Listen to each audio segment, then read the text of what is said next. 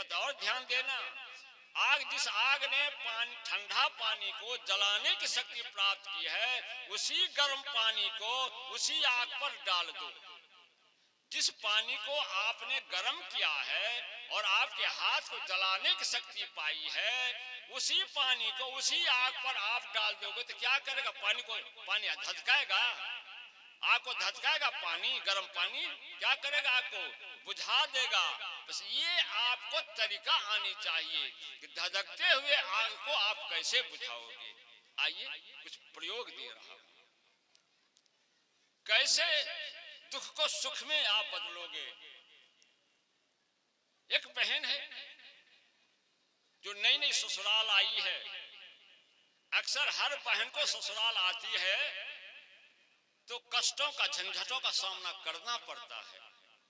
ससुराल आई है लेकिन सास से उसको पटता नहीं है, सास से हमेशा झंझट होता रहता है। अब दोनों व्यक्ति तंग आ गया है अपने सास के व्यवहार से। एक रोज सोया हुआ है दोनों व्यक्ति अपने घर में खाना खा के। दोनों पति पत्नी विचार करता है कितने के रोज तक इस सास से गाली सुबह से शाम तक सुनता रहूं, निराकरण कुछ निकालो। निकाला क्या निराकरण?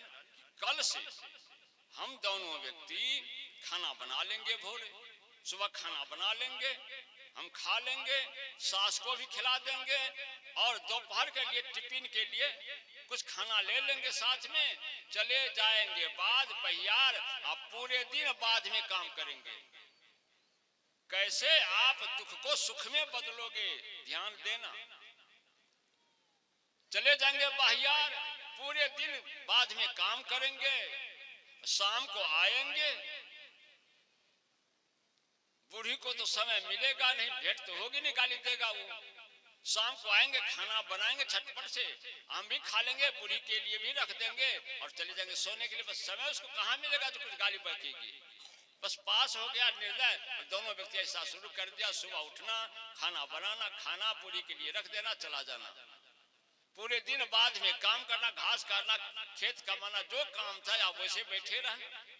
पूरे दिन बाद में रहना, शाम को आना, खाना बना खा के सो जाना। एक रोज हुआ क्या, वर्षा बरसने लगी। सुबह से ही वर्षा बरसने लगती है। और जब वर्षा बरसने लगती है तो बाद में कौन काम करेगा? कमाया जाएगा, घास काटा जाएगा, बैठा जाएगा कहीं पानी में। आज तो घर नहीं गया, घर से कहीं जाना उसको है नहीं।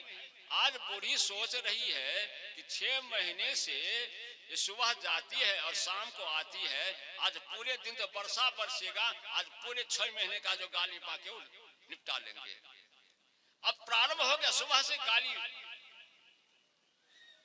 ये बाप नहीं दिया, वो भैया नहीं दिया, ये तेरी मान रही, ऐसे से अनेक ऐसे भद्र भद्र बातें करने लगा। किसी तरह से दोपहर का समय तो बिताया, पुत्रवधू उसका पुत्रवधू था, समय तो बिताया। लेकिन वो समझदार था, उसको साधु से संगति थी। क्या किया वो दोपहर में? एक लोटा लेता है और उसको मांझ करके चला जाता अपना भंडार घर में, जहां उसका चीनी का डब्बा रखा हुआ था। रसोई घर में चला जाता, वहां गिलास और पानी के साथ शरबत बनाता है। एक लोटा चीनी का शरबत बनाता है, खूब मीठा शरबत बनाता है, नींबू डालता है और आता है सास के पास। सास गाली बक रही है, आ गया माँ के पास, सास के पास, और ग्लास में ठंडा शरबत लेकर के आगे बढ़ा देते, कहते माँ जी आपने तो सुबह से गाली पढ़ते पढ़ते थक गई होगी, परेशान हो गई होगी, ये शरबत है, शरबत पी लो, दिल को ठंडा कर लो, मिजाज को ठंडा कर लो, फिर गाली बकना। आज तो वर्षा हो रही है, आज तो बाद हमको जाना नहीं, फिर शाम तक आप गाली बकते रहना। ध्यान देना, जो पुत्रवधू अपने सास के लिए शरबत बना करके उसे आगे में दे जाए और कहा कि माँ जी आइए पी लो, और वो गाली बक रहा, क्या उसका गाली बंद होगा कि नहीं? उसका गाली बंद होगा कि नहीं? उस सास का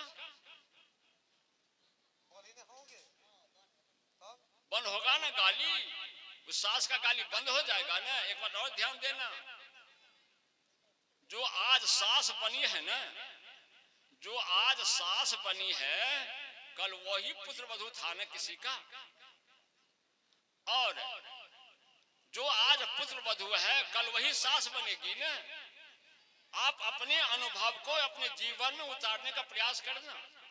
जब आप पुत्र वधू बन के आई थी अपने सास के घर में, आपने क्या पाया अपने सास से, और जब आप सास बन गई हो तो आपने क्या दिया अपने पुत्र वधू को।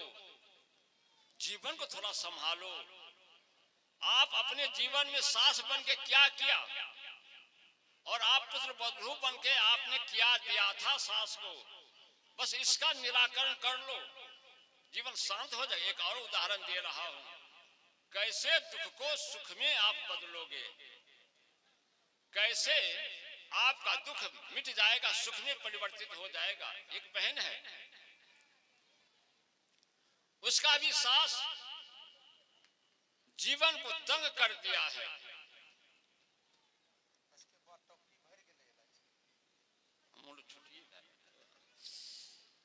उसका जीवन इतना कष्टमय हो गया उस बहन का सास के व्यवहार से। वो चाहता है कि या तो मैं मर जाऊं या मेरी सास मर जाए, दोनों में से कोई एक मरे तो झंझट समाप्त। जाता है संत जी के पास और अपना दुखड़ा सुनाता है संत जी से। कहा संत जी, मेरे सास है, मेरे जीवन को जीने का दूभर कर दिया है, मैं ठीक से जी नहीं पा रहा हूं, कोई उपाय बताओ। संत ने कहा हाँ बेटी, उपाय है मेरे पास में, मेरे पास उपाय है, तो जल्दी से बताओ।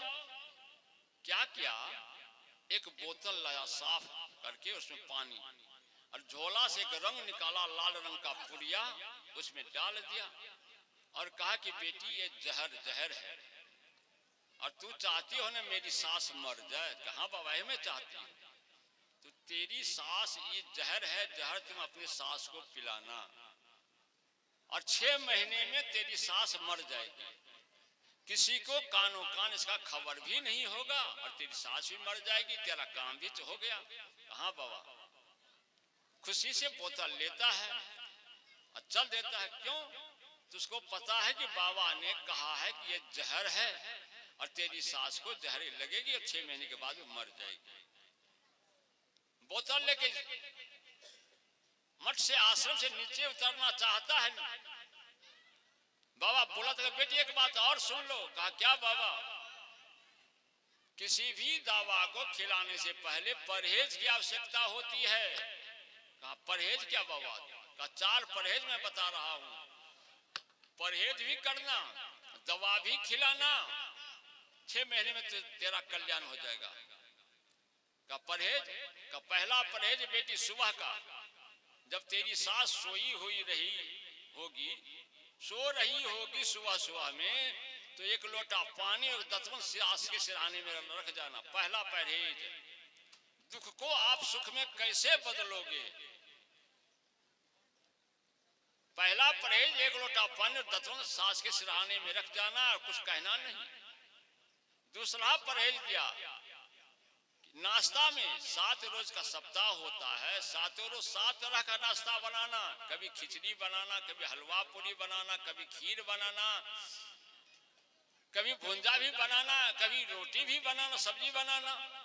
7 रोज 7 तरह का नाश्ता बना करके सास के आगे में पहले दे जाना और कुछ कहना नहीं।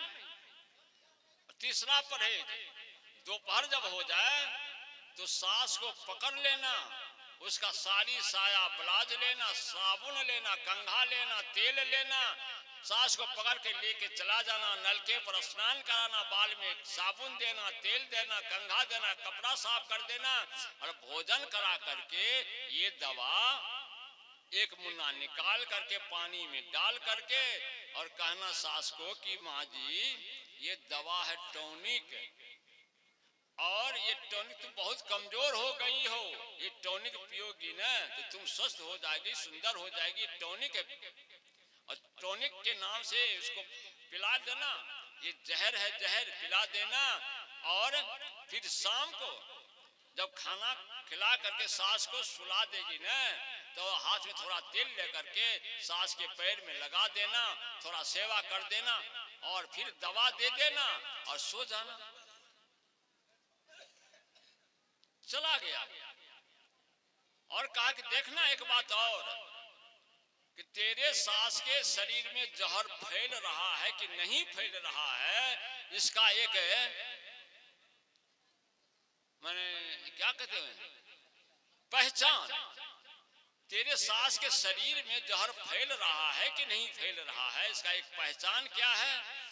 तेरा सास सुंदर लगने लगेगी, मोटा तगड़ा हो जाएगी, तो समझना कि जहर सास के शरीर में फैल रहा है। अब 3 महीना गुजर जाता है। 3 महीना जो पुत्र वधू सास के गाली देने के बाद भी, ध्यान दीजिएगा, सास के गाली देने के बाद भी जो पुत्र वधू सुबह में नाश्ता, सुबह सुबह दतवन पानी, बाल में कंघी, तेल, साबुन, कपड़ा साफ है, शरीर में साबुन तेल, और रात में पैर में तेल लगा कर सेवा जो पुत्र वधू अपने सास को करेगी, क्या वो गाली देगी अपने सास को? क्या कि वो पुत्र वधू को गाली देगी वह सास? अब उसके दिमाग में ही बात परिवर्तन होने लगा, जो पुत्र वधू मेरे लिए इतना सेवा कर रही है, क्या उसके लिए हम कुछ नहीं कर सकते?